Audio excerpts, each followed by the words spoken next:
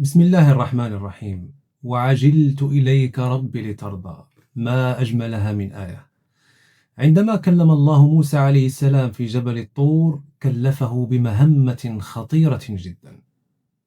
كلفه بدعوة فرعون إلى الإيمان. قد يقول قائل: أليست هذه مهمة جميع الأنبياء؟ فلم ميزتها بالخطورة؟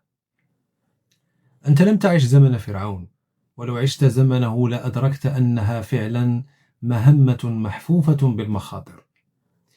فرعون كان طاغية ذلك الزمان. فرعون كان لا يعرف قلبه رحمة ولا شفقة. فرعون كان يقتل الأطفال ويستعبد البشر. فرعون بلغ منتهى الطغيان فقال لقومه: أنا ربكم الأعلى، وليس بعد هذا الطغيان طغيان. لكن رغم ذلك استجاب موسى بسرعة ولم يتردد. وعجلت إليك رب لترضى. موسى استجاب بسرعة وهو يدرك أن مهمته محفوفة بالمخاطر، وهو يدرك أنها قد تودي بحياته، لكن هذه العجلة في إرضاء ربه كانت سر نجاحه في حياته. ماذا عنك؟ هل ستسارع في إرضاء الله سبحانه وتعالى كما فعل موسى عليه السلام؟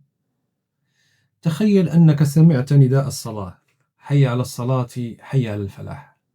هل ستسارع لتلبية النداء أم ستؤجل الصلاة إلى حين؟ تخيل أن والدتك طلبتك للمساعدة. هل ستسارع في مساعدتها أم ستؤجل ذلك إلى وقت لاحق؟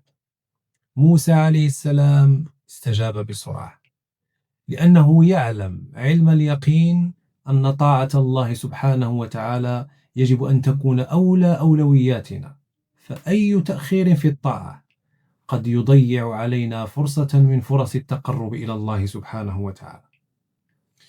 تخيل أن الله أمرك أن تواجه شخصا أقوى منك، أو أمرك أن تتخلى عن شيء تحبه طاعة له. هل ستسارع كما سارع موسى؟ موسى فعل ذلك لأن طاعة الله عنده أهم من كل شيء. وعجلت إليك رب لترضى. فختاما، هذه الآية تأمرنا أن نسارع في إرضاء الله سبحانه وتعالى، أن نسارع في فعل الخيرات وعمل الصالحات، أن نسارع في مساعدة الآخرين. سارعوا إلى مغفرة من ربكم وجنة عرضها السماوات والأرض أعدت للمتقين. تذكر: وعجلت إليك رب لترضى. السلام عليكم.